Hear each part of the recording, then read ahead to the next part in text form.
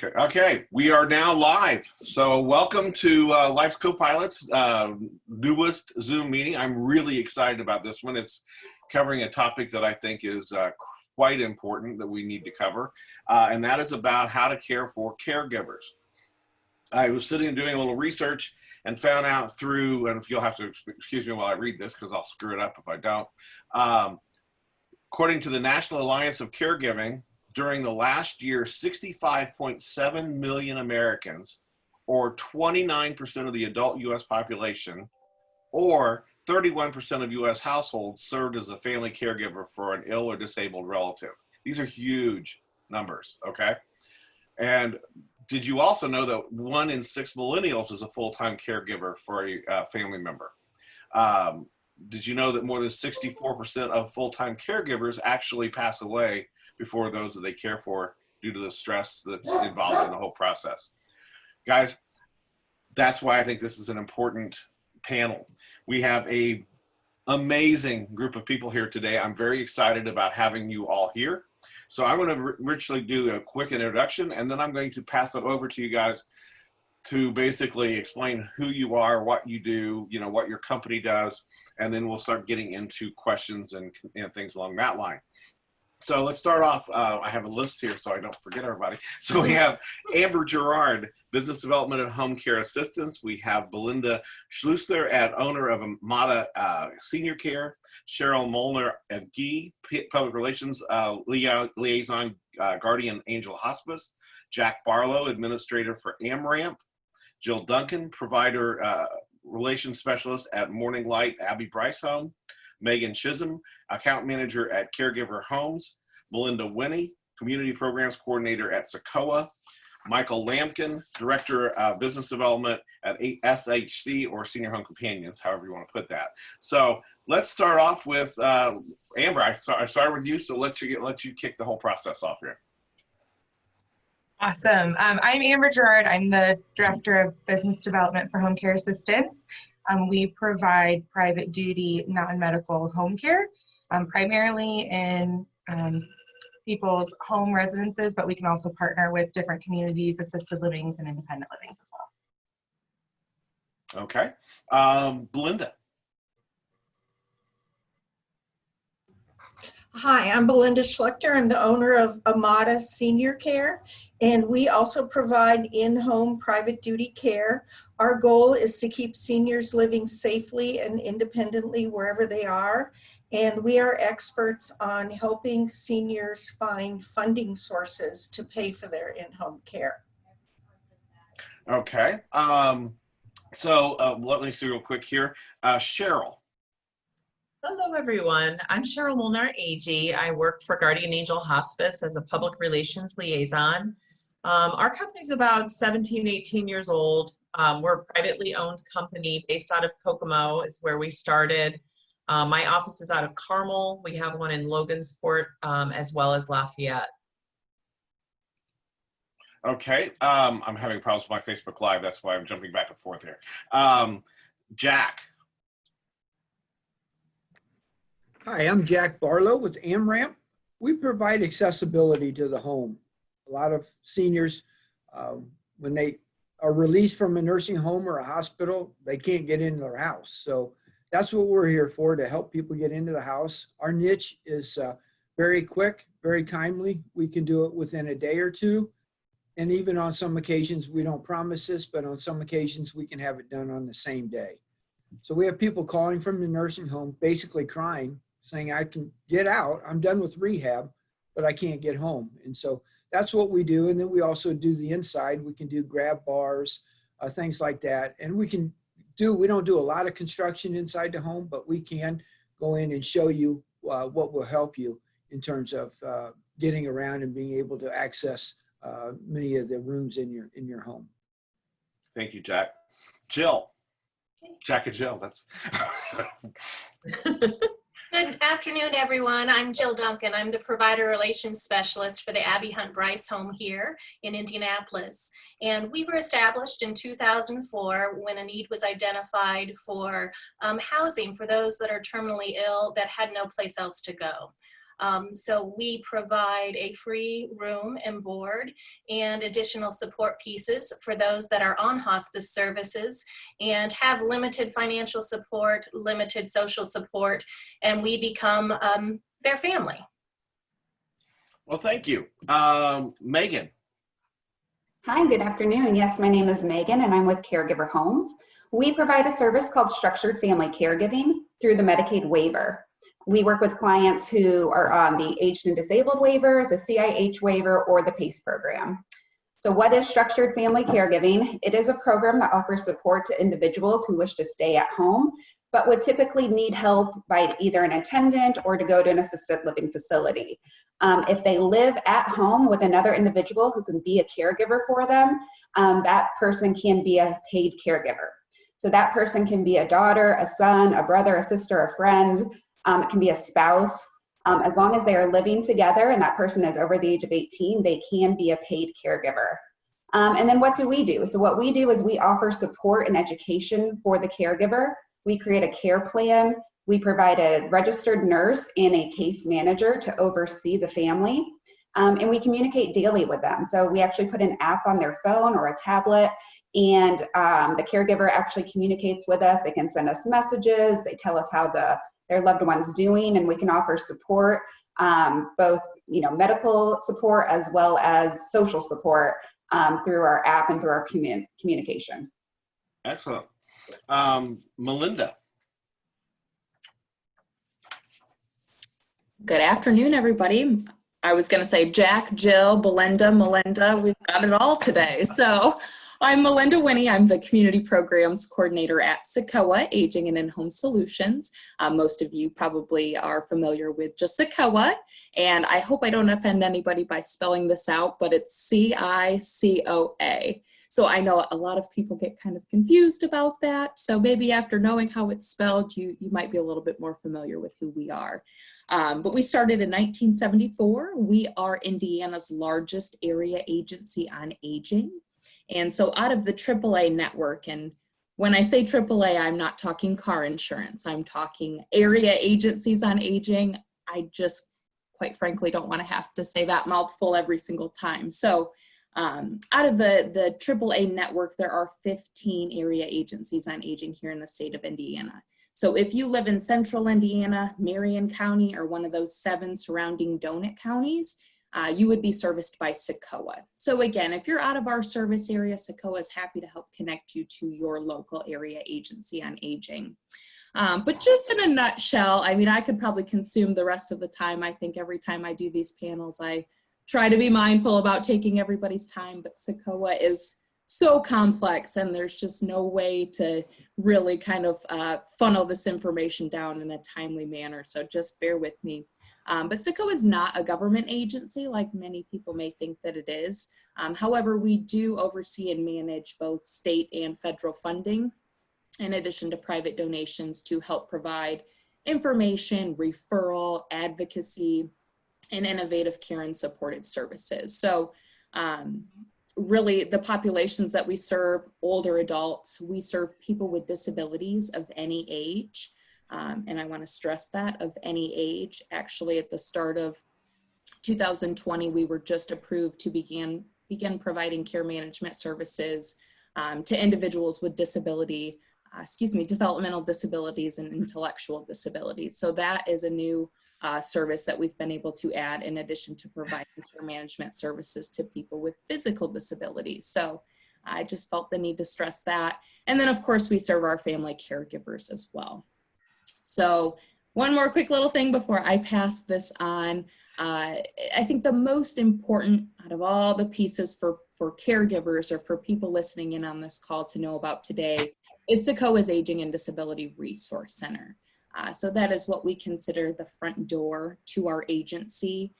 We like to say it's a no wrong door approach. So when you call our agency, we're really looking to see, do you or do your loved ones, do they qualify for any of the services that we might be able to provide?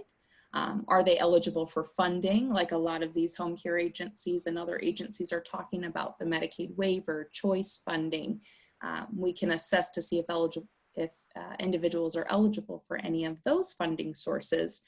But in the event that maybe you're not quite ready, you're not quite eligible yet, it's our goal, it is our job to provide some resources in the meantime, or some action steps for you to work towards in the meantime before circling back around to SECOA. So in addition, I mean, caregiver support, we have our care management services, which really is the bulk of our agency. I believe we have about 200 or so care managers employed through SECOA.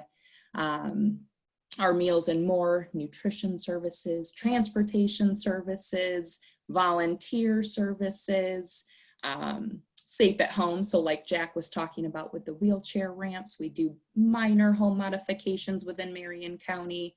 And of course, you know, last but not least, Dementia Friends Indiana. SECOA is the state administrator for the Dementia Friends Indiana initiative. And I help coordinate that program. So enough of me. I will pass this on, but I'm happy to answer any questions that you do have. Thanks for allowing me to be here today. Thank you. Thank you. Michael Lamkin. Yeah, Michael Lamkin, Director of Business Development at Senior Home Companion. We're a non-medical provider, like Amber and Belinda's companies. We've been in the Indianapolis market for about 22 years. We have locations in Lafayette, Sarasota, Florida, Boca, Stewart, and the Villages of Florida as well. And we do private duty home care, private pay home care, as well as Medicaid waiver and disabled waiver. We're part of the CHOICE program for Indiana, and we're also a VA authorized direct care provider. So we help maybe 300 folks a week here in Indianapolis, and yeah. Oh, very good. Well, thank you. Well, I'll tell you what, we've got a great panel here, as you can tell. So I'm looking forward to getting this conversation going further here. So one of the things I just wanted to kind of do, and by the way, if you're watching this video and you have questions and you would like to talk to, there is a chat thing on the bottom. Just please go ahead and do so. If you're watching on Facebook Live, I'm sorry, we can't see you. But anyway, so, but we'll go ahead through this. So basically, let me ask you a couple questions here. Belinda, let me ask you a question here. What are some of the signs that, because we're dealing with these caregivers that are taking care of a loved one at home, what are some of the signs that maybe a caregiver's experiencing burnout? Yeah, so there are actually 5 well-known signs of caregiver burnout, and they include feeling like you're on a roller coaster of emotions. So you can be in good spirits one minute, and then something minor causes you to become irritable, impatient, overwhelmed, or angry just because of the stress. A second sign is you have a to-do list that is really too long to ever achieve. And that kind of adds feelings of helplessness to the other roller coaster of emotions that you're already on, and leaves you no time to care for your own needs. A third sign is when the demands start to take a toll on the caregiver's health. So when you're under a great deal of stress, your immune system starts to suffer. In addition to feeling exhausted, lack of sleep, poor nutrition, and no time to exercise will have you getting sick more often and staying sick longer. And that leaves you in really no condition to care for others. A fourth sign is kind of feeling like you're in it alone. It's no surprise that the family member who lives the closest to the senior is usually the one who carries the biggest burden. And finally, the caregiver may get to the point where they no longer feel any satisfaction in providing the caregiving. So it's really important for people to know, though, that all of these feelings are natural and they should never feel guilty. If you're suffering from one or more of these signs of burnout, our company and others, Amada Senior Care, is willing to provide the in-home care your loved one needs, and that can give the caregiver a much needed break and allow the caregiver to take care of themselves. Because our goal is to keep your senior, like I said earlier, living safely and independently, and give you the freedom to help yourself so that when you spend time with your senior, it's quality time. By the way, all these questions are really open for everyone. I may start with someone, but they're all open for anybody who else want to weigh in on these. You're more than welcome. So.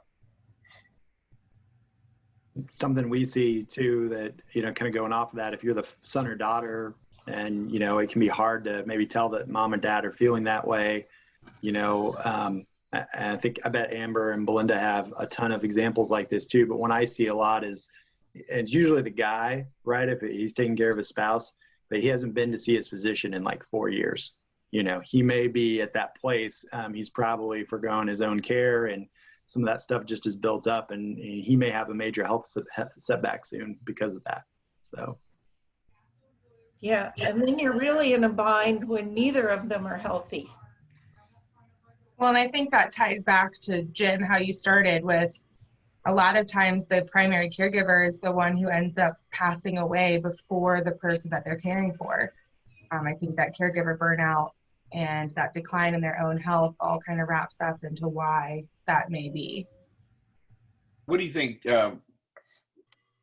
What do you think causes the fact that they won't let go? You know, to get help. You know, to look out to ways to do it. Is it guilt? Is it feeling of obligation? I mean, I'm just curious what you guys have found in that. I think there are a number of things. It's guilt. It's that feeling of responsibility. You know, I took my wedding vows this many years ago, and I promised to take care of this person. And I think they also, unfortunately, see it as a sign of weakness to ask for help.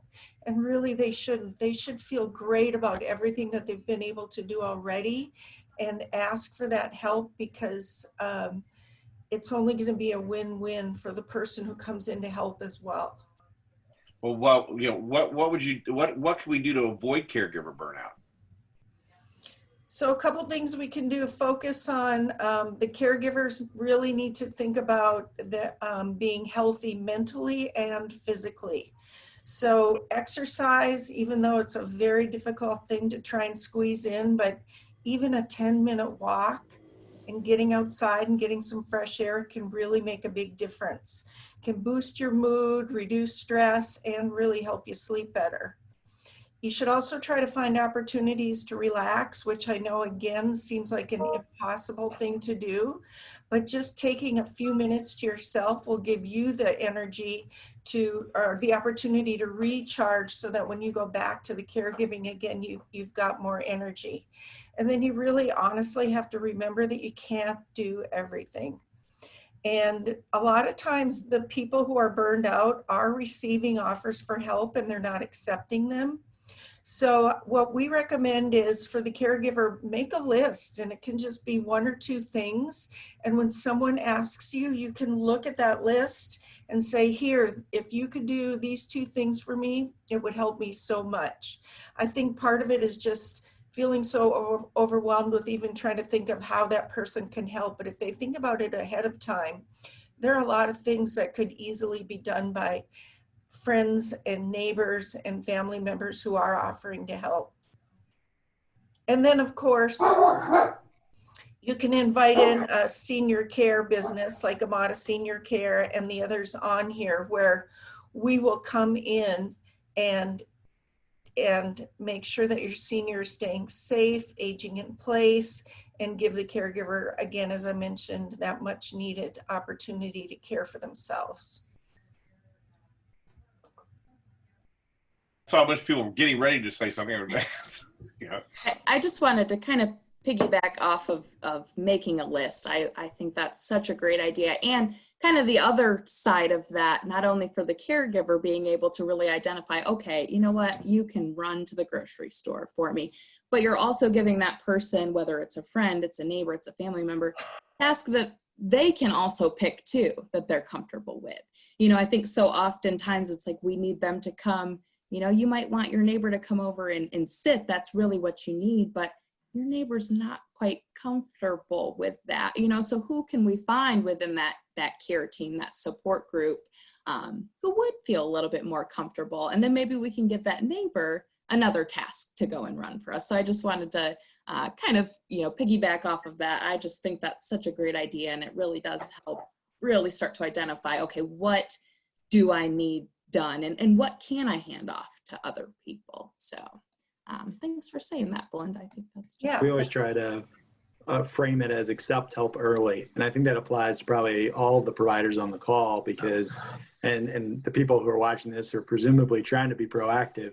I just think when that health setback happens, if you wait until after that health setback, I spend most of my time with the hospital systems here in town, and when they try to, send you home in that moment, you may have a skilled nursing facility calling you, a home health care company calling you, the social worker, a population health nurse, maybe a customer service representative trying to get scores on how the hospital stay was, and all those things are happening. And then what you really maybe need is someone to come in and help give you a shower from my company, Belinda's, Amber's, or maybe you need hospice services, and that's a difficult conversation that Cheryl can help with.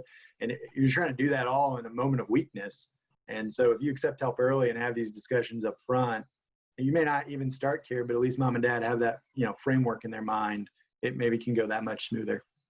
Yeah, it takes so much anxiety off of everyone when they're educated. The families and the patients are educated on what's out there. I mean, when we have hospice conversations and, they should have been on probably a couple of months ago, and we've probably got another week or two of their life, it's really, really tough because everybody's like a deer in headlights and so full of anxiety. And that's part of my job, is to go in there and our staff and just kind of take away the anxiety and the weight on their shoulders.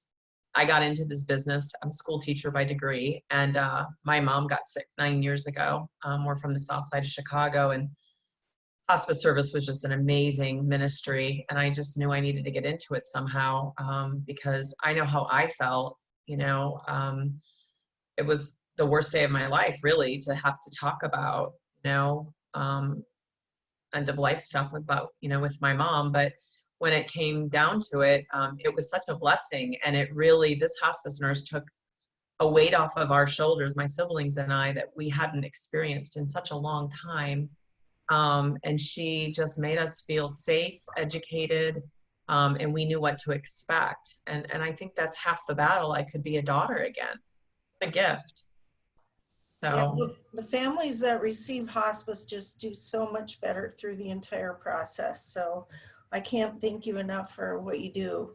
Oh, thank you. And same goes to all of you, where, it takes a village to take care of our seniors. And unfortunately, sometimes they're not seniors. So, that brings a great point up too. What kind of, I guess here's a good question. What kind of signs are there out there that you should, Michael, let's pick on you or Amber, let's pick on you, I guess, on this one. What kind of signs are there that you say, I probably need to get help? I need to bring in someone to help me in here. I need a home care person. I need a hospice person. What are the signs that you need to be looking for? Sure. I'd say there's probably 3 or 4 main ones that really come to mind. One would be someone just lost a spouse. So a lot of times this is the first time where mom or dad, grandma or grandpa are going to be alone in 60 or 70 years. And that can oftentimes lead to depression and isolation. And so if we can kind of proactively keep them engaged and feel like they have a purpose in life, a lot of times that's going to make that a little bit of a smooth sailing.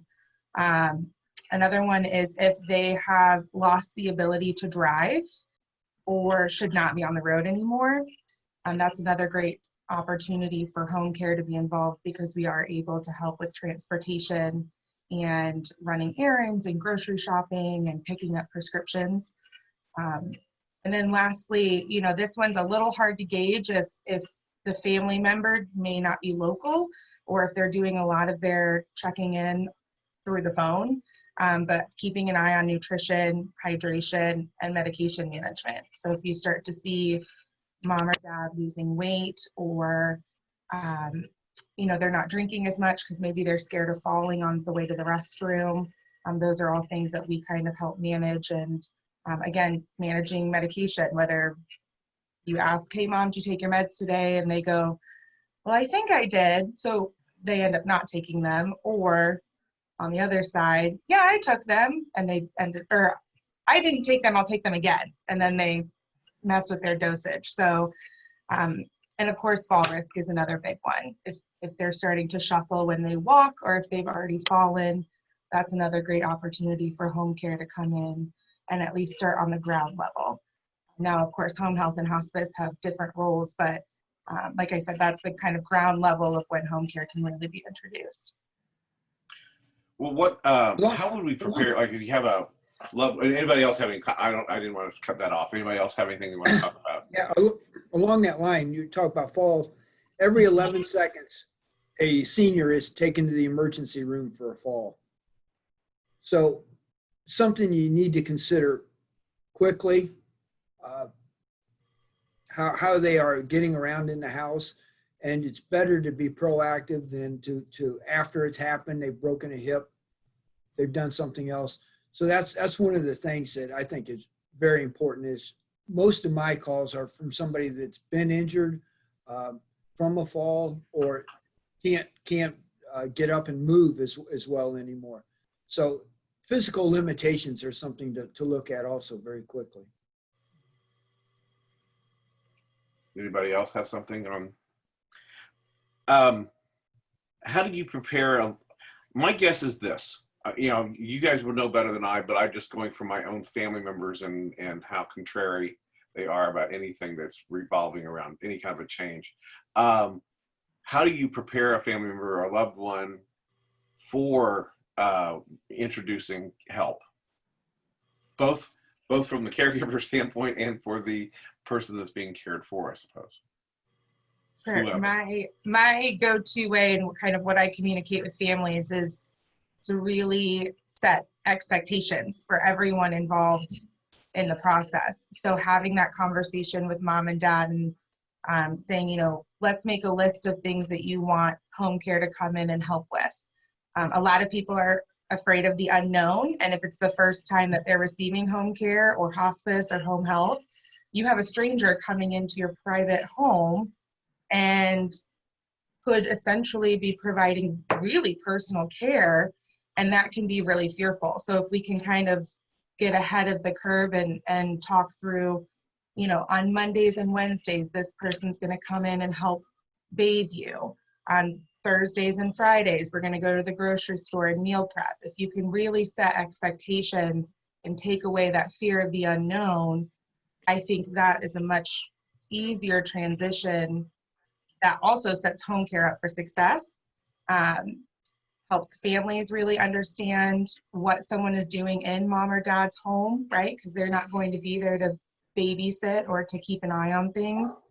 And it also sets expectations for the company that's providing the care so that there isn't miscommunication or they don't feel like they've missed doing something that the client is hoping for. So I think as much communication as can happen up front and as much scheduling and expectations are set, then I think everyone is much happier. And like I said, it kind of takes that fear factor out of it. Well, and just to kind of piggyback off of that, there's this theme of being proactive or these preventative measures. And I know, my personal experience working as a phone options counselor in the Aging and Disability Resource Center at SACOA, or working in the caregiver support and working with the caregivers one-on-one. I've just found that a lot of times, the care recipient or even the caregiver, there's that fear of them advancing into long-term care placement, or just that feeling of I'm losing my independence, I'm losing my dignity, I'm losing my quality of life if we start to open the door and have home. A lot of people think that that's kind of that first level. Well, if we let home care in, well, then they're going to come in and they're going to try to get me, rushed off to the nursing home as fast as possible. And I've had many, conversations professionally and personally with my own neighbors around my neighborhood, just trying to get them to see that this is to prevent them or to slow that progression into long-term care, needing that long-term care assistance provided in a facility. So I know a lot of us here, the goal is to keep these individuals home as long as we possibly can while providing that same level of care. So I think, everything yes, I think Amber nailed it, but I think in addition to that, just making it very clear that the intention's to keep you at home, for you to remain at home as safely as you possibly can, and that goes for providing that care to the caregiver. So the caregiver's safe and healthy and able to provide that care. So I just wanted to add that as well. I mean, I think, and Amber and Belinda are going to have similar stories to this, but we try to really, be intentional with the caregiver match too, so that they have someone coming in, ideally they're going to be, looking forward to. And, sometimes you have to have a team, but at least one member of that team is someone they really connect with. And so I remember one time this little lady, I was going in to do that assessment to kind of develop a plan of care like Amber was talking about. And I noticed she had an IU paving stone out in her garden on the walk-in. And so the first caregiver we were able to send was an IU grad. And I don't even know that we meant this to happen, but she wore like an IU sweatshirt the first day. And that was a lot. But, they were able to talk and bond over that experience. And, back when we had IU basketball games and things going on, they were able to share in that. So I think that really helps. So speaking of bringing it, okay, they make the decision that, yeah, maybe I need to do this, but I would imagine one of the big concerns is I can't afford it. So, what if somebody's biggest concern is, Belinda, we'll start with you and all of you can go on this. I can't afford this. So what we do at Amada Senior Care is we really do focus on helping them identify, navigate, and obtain funding for home care. So we're experts in long-term care insurance. We'll do free policy reviews. We'll file all their claims paperwork. And that's a tremendous relief for the families because they're already under a lot of stress. We will also do the Veterans Aid and Attendance Benefit, which is available to wartime veterans and their spouses. We'll do all the paperwork at no cost to the family, which most resources will charge $800 more for that. That's just something that we believe to be very important. And then a couple of less traditional options for people that we work with are converting life insurance policies to home care dollars. And we also will help people use the equity in their home to help pay for home care. And those are a couple things that can apply to a lot of people, and they have no idea that they're really even options. So you don't necessarily have to have the cash sitting there. You may have other options that we can help you about, and I'm sure Amber and Michael may have additional ideas as well. Oh, go ahead, Michael. Well, I was just going to say that, and I can't remember if Belinda said this already, we're a Medicaid waiver provider and a choice provider. So, you go through SECOA for both of those services. We're also a VA direct benefit provider, which goes into another point. A lot of times if you have a health setback, they might tell you, at least temporarily, you need 24-hour care.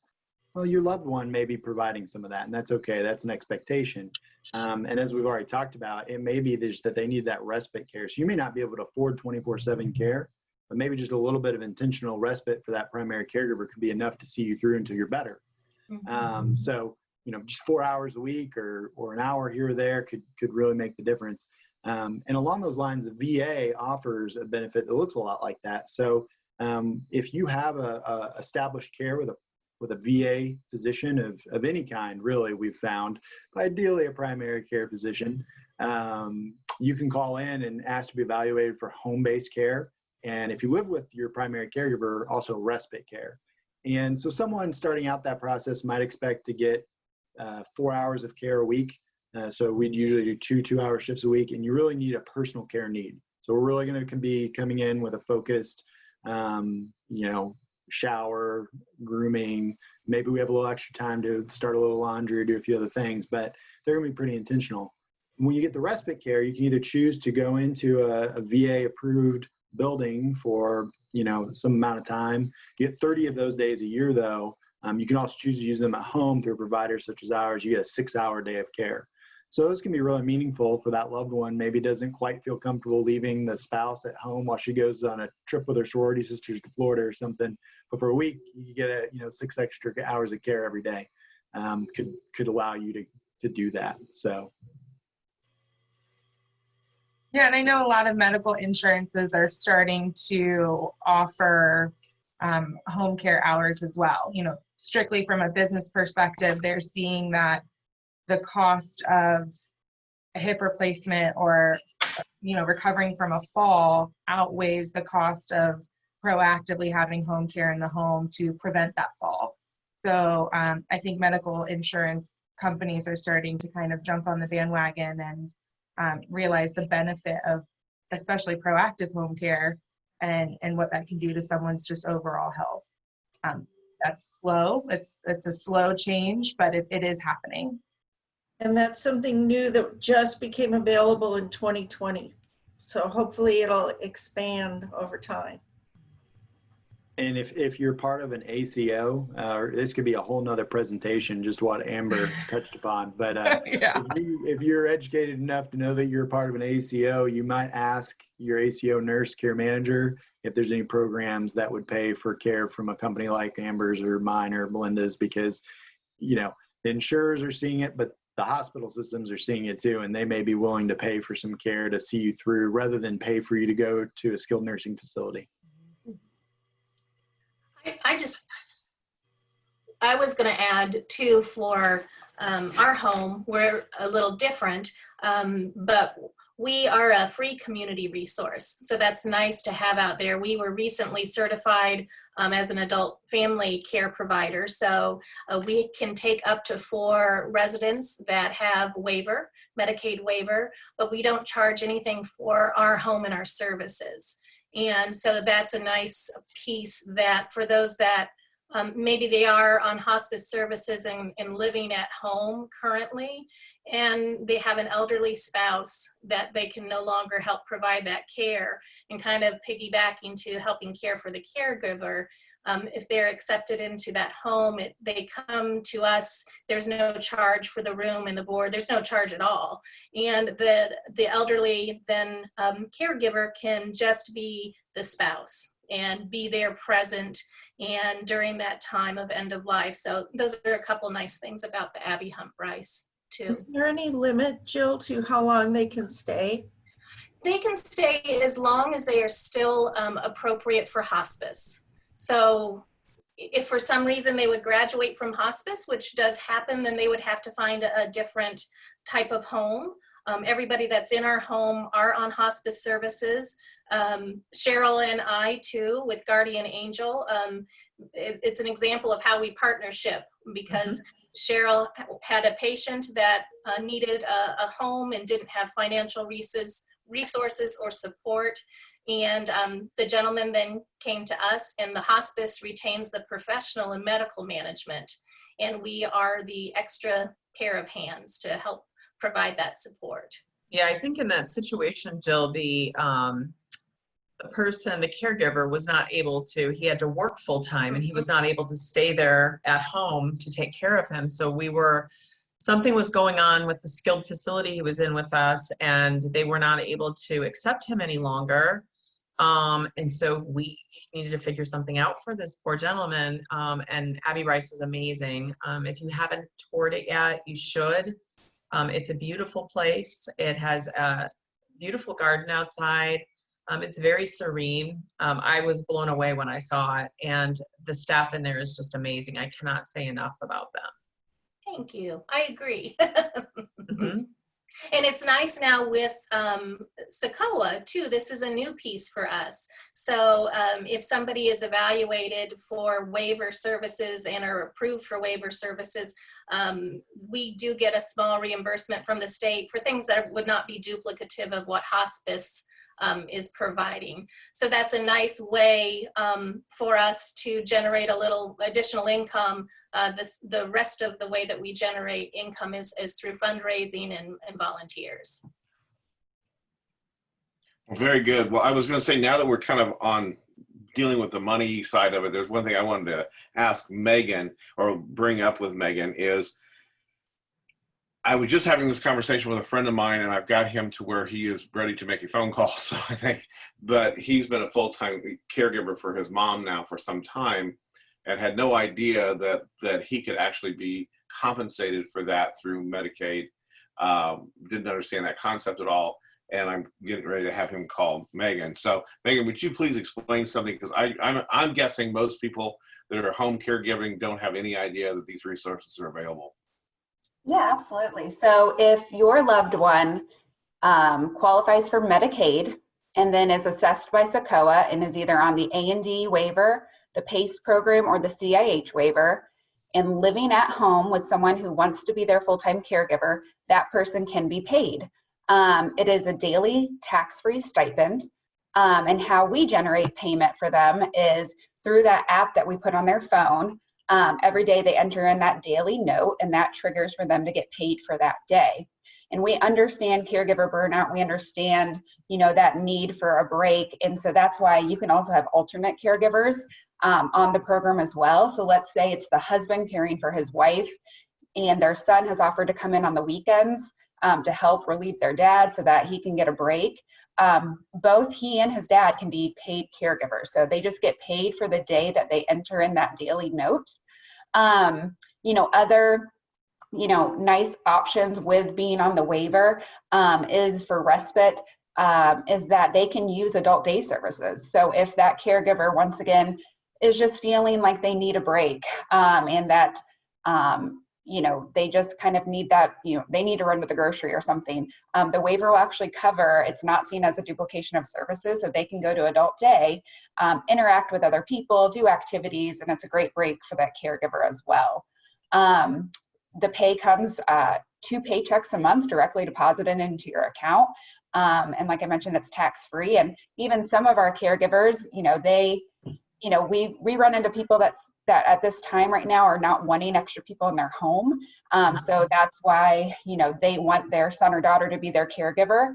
And as they go on our program and they realize they're getting this extra supplemental income every month, they can now reach out to a third-party company and say, hey, I would like for you to come in for a couple hours a week and maybe do private pay for that, because now they have that funding source and can still get that respite. So it's an option that they could just private pay for a few hours a week and still get that help to come in. So there's a lot of great ways if the family members just want to keep that care in home of how we can help support. We work with them to create that care plan. And, we always say that our goal as a company is to support the caregiver because we understand it is the toughest job.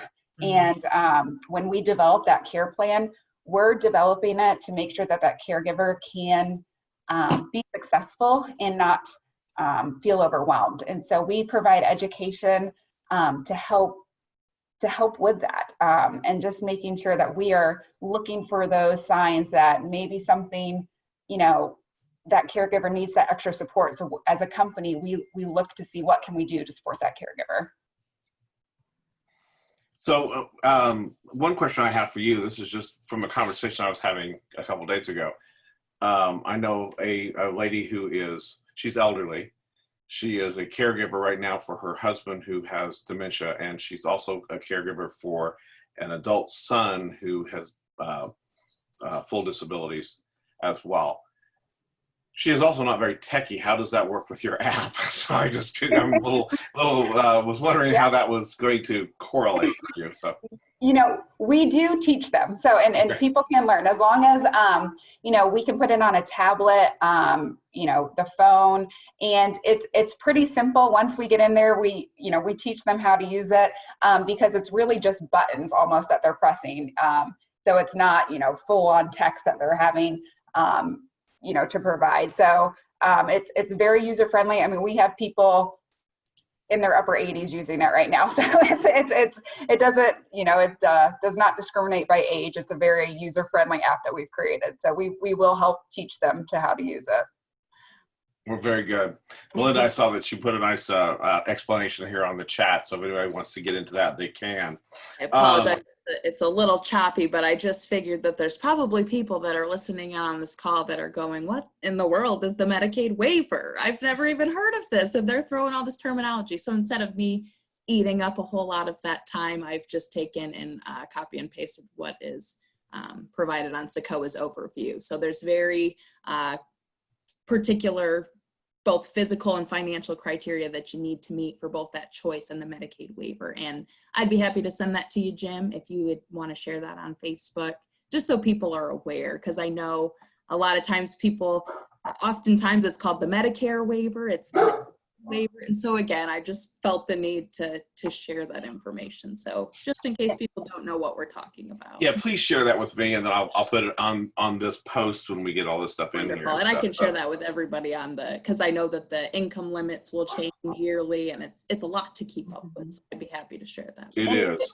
Sorry, Jim, I just wanted to point out too that we have families, they can have a paid family member in structured family caregiving and still be on hospice at the same time. So if they have a need for both, that is also not a duplication of services, and hospice and structured family caregiving can be in the home. And I did want to point out for your friend and that example you just gave me that she's caring for a spouse and her son, you could be paid for more than one person. So, we have son, and daughters right now being paid as under structured family caregiving for both their mom and dad, or if it's the mom caring for her husband and her son who might be on the CIH waiver, they can actually get paid for both, consumers that they're taking care of. Well, what I think is so wonderful about this is the financial stress that's on a lot of these families if they're coming out of the workforce to try to care for a loved one, and then then all of a sudden that cuts off an income stream. This is not in any way, shape, or form trying to get paid to take care of your parents or your family. It's to help you survive in the process, which I think is a very big thing. I know in the conversation I was having with this one gentleman, the idea of getting paid to take care of his mom just freaked him out, and I'm going, but you're not working, you're juggling. And so that all of a sudden it and then I think what really finally made the difference to him was he goes, I just don't get it. I don't understand it. And I said, well, I think the way Medicaid is looking at it is they can pay you a couple $1,000s a month, or they can pay a nursing home $10,000 a month. Mm-hmm. And that all of a sudden kind of clicked, and he goes, oh, okay, I guess I see the advantage all the way around from that standpoint. So yeah, it's a great service. I've gotten calls from family members who said, will you pay me to care for my mom? So we'll be calling you now, Meagan. Okay, thanks. Anytime family wants to help, I think it's awesome and important. And the more you can engage family, the more they feel, involved. I think it's helpful that if you're going to do any of this type of stuff, even if it's private pay, for the family member that's going to be caregiving, to try to come up with a schedule. And I know you always, we hear, well, but I don't know when my appointments will be. And I get it. Schedule your appointments on a couple days, and those are the days that you maybe bring in outside help or a different family member, because they'll just appreciate that consistency. I mean, the people that are successful at doing that, consistency becomes important. So you're going to have to, pick that schedule and stick to it. Well, Michael, while we're at this, one of the things that, and I am a sibling, I'm the only sibling that is in the state of Indiana. So that gives, and I've got a mom who's an octogenarian and I've got a 90-year-old uncle, and guess who, so thank God we have a woman. She's a one-woman company, but she does health, in-home health and in-home care. And so she calls a rent-a-daughter. She takes them to all their doctor's appointments, keeps track of everything. I truly don't think I could survive without her. She's now family, okay, because she does both of them. But I get it. But tell me, I am sure you run into this, all of you, that one sibling, the one that's probably doing 90% of the work, understands they need help. The other siblings are not on board. So what is, Yeah, no, I think this comes up all the time. And, that's why we're doing all this education, to try to let them understand that family member here needs that support. So, I think trying to find roles for those family members who are outside of town, so they can become involved. Because of technology, even though some people are scared of it, surely someone in the family is more adept at it. And so maybe they can pay the bills online, and then they start to see kind of everything that's going into the care. It could be as simple as having a conference call once a month with the whole family, right? Like we use, conference calls at work, but you get home, maybe you don't think to have a Zoom call with everybody in the family to kind of go over what's going on with mom's care. Some families, and I think you see this with some of the, wealthier families out there, or farm families, they'll actually have big family meetings. And, they get together over a weekend, and on Saturday there's a volleyball tournament and a grill out or cookout. And then on Sunday it's business. And so they might have a 2-hour meeting. They'll circulate, itinerary in advance of what we're going to cover. And so there's no surprises, and we stay on task, and everyone kind of has follow-up coming out of that meeting. Because then you can talk about elephants in the room, like the fact that the primary caregiver is really just at her wit's end and needs the support. You don't have to do anything that dramatic, but it could be fun if you did. Anybody else have any solutions on this? Because this is something I'm sure happens in more than one house. Yeah, Yeah, I think- agree. Oh, I'm sorry. Go. I agree with Michael. I think it's really important to get the family, as many all together. For us with hospice, a very important person is the POA, because they're the ones that sign the legal paperwork via Medicare. But really, we found that sometimes that's not the person that's really, in charge of what's going on. And then you've got the siblings that aren't all agreeing, but getting everybody together and hearing the same information presented rather than secondhand alleviates a lot of issues moving forward. And it kind of keeps everybody more calm, and they can ask questions and hear everybody's questions and answers. I think it's a win-win. The thing that I think is most important, and it's not always realistic, is if you can get that family member who's trying to direct everything from afar to actually come home and see what it's like to be in the shoes of that caregiver for even a couple days. A lot of times they don't want mom and dad to be deteriorating. So in their mind, by not coming home and visiting, they can, it could be unintentionally fooling themselves that everything's really a lot better than it is. But once you're in the trenches and you're actually, helping them with the showering and the toileting and all those things, and you can see how challenging it is, it makes such a big difference. It's hard to get them to travel home though, but that's the ideal. Yeah. I think, oh, good. I thought when Meagan was talking about technology earlier, I didn't want to scare anybody, but I think people are starting to embrace that more. You see it with the hospital systems discharging with hospital to home programs. But when you insert technology, something like there's a software called Caring Village that I know a partner of Melinda's likes to use a lot. There's things like, using like video cameras at home to be able to see your loved one. Things like that really can paint a picture for that family member who's maybe not here. If getting here is a problem because of like a COVID pandemic or something that shuts down the travel. So.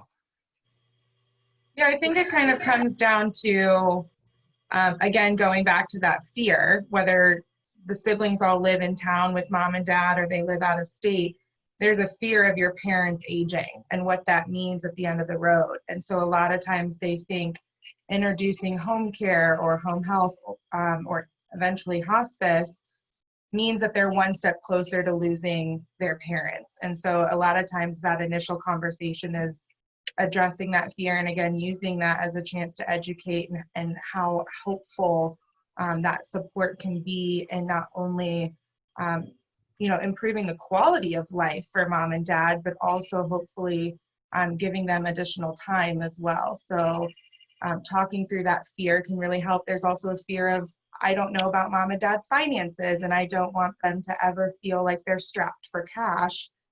So like Michael said, having family meetings where you have transparent conversations about, estates and retirement plans and long-term care insurance. We get a lot of people who say, I didn't even know mom and dad had one. So I think those family meetings and having transparent, sometimes uncomfortable conversations is really key. But again, keeping in mind that this is very emotional, and these are people's loved ones, and they're at the end of the day just fearful of what it means to have their loved one aging or ill or injured in some way.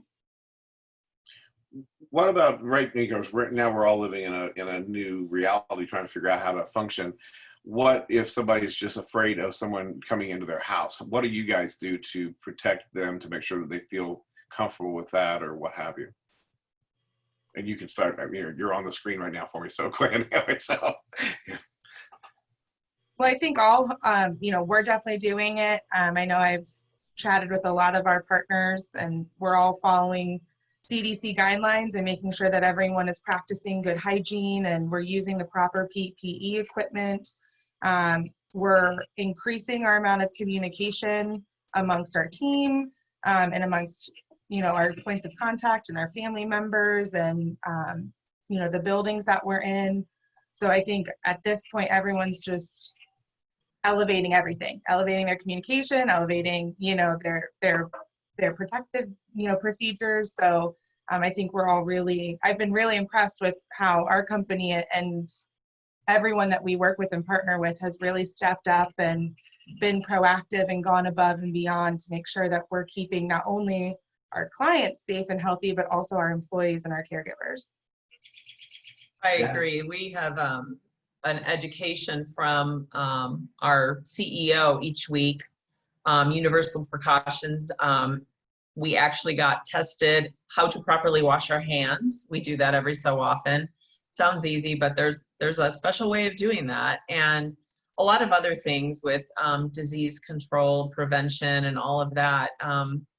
And just a lot of my friends, like all of you, have shared that with me, that's such an important thing for your companies as well, just to be on top of it and ahead of the game, and just reassuring our patients and families and staff in skilled facilities, assisted livings, we're on top of this. It's important to us to not only keep our patients and everyone safe, but as well as you, in your buildings.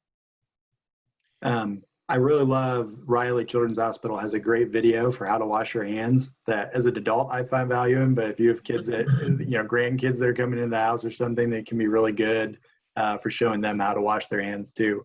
I can't get my daughter out of the sink now, unfortunately. But I was going to say, with all the professionals, we're doing this at SHC, but buildings, everyone has a tool, which is just like a checklist that you go through every morning before you go into the environment. So even if you're not using an agency to come in and provide care, if you're doing that yourself, it's good. Take your temperature every morning. How are you feeling? Do you have any of these symptoms? And then being critical, thinking critically about it. If you always have allergies this time of year, things like that, but you maybe have to take a little bit more precaution than you normally would. The other thing you can do now, if you're disciplined, is CVS has a similar tool that you can screen yourself with. And then if you meet certain criteria, you can actually schedule time to go through certain drive-throughs at CVS stores and self-test yourself. So they actually hand you a swab kit through the window and you self-administer it. The COVID test is uncomfortable, so if you're not so disciplined, IU Physicians I know has a drive-through testing site. So again, there's a process. You have to get an appointment with the physician and they have to order it, but it's being covered by your insurance. And so you can do that drive-through test. It's over off Georgetown Road. And that's actually what we're using with our caregivers, and a lot of different facilities in town are using IU's test kits. So they're reliable in terms of, the false negatives and things you might hear about in the news. Well, we're getting close to the time, so I'm going to go with one more question, and that is, and it's what are the keys to having a successful care in the home? And I want to start on this one with Jack, because frankly, if they don't have the house set up safely, it's not safe for the caregiver, it's not safe for the individual, it's not safe for someone coming in to help caregiver.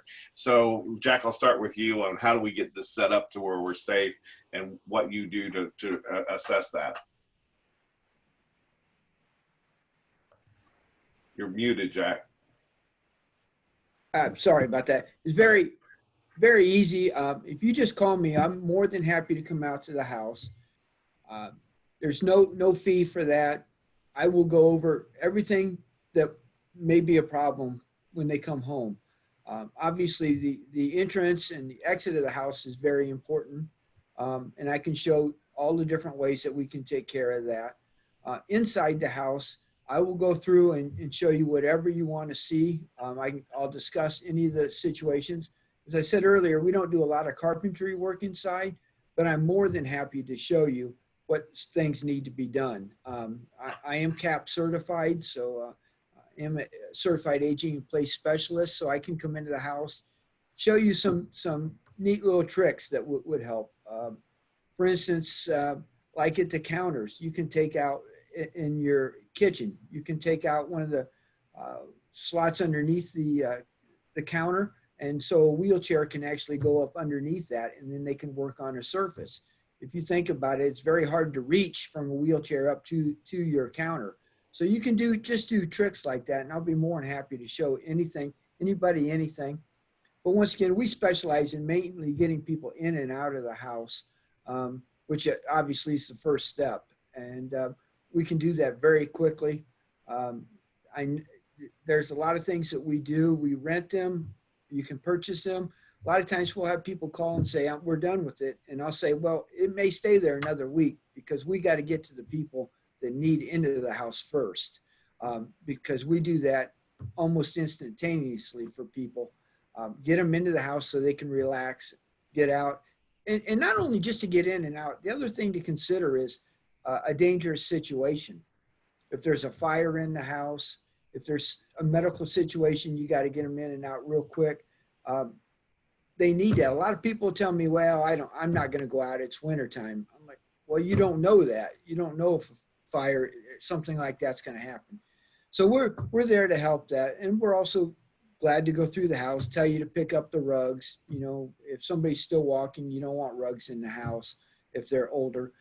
So those are all things that I'm more than happy to go through. There's no charge for it. And we'll just explain to the people what really needs to be done to stay safe. Anybody else have anything on how to make this successful home care? I just have a question for Jack real quick. Did you mention your service area? I didn't, but it's anywhere from Bloomington Okay.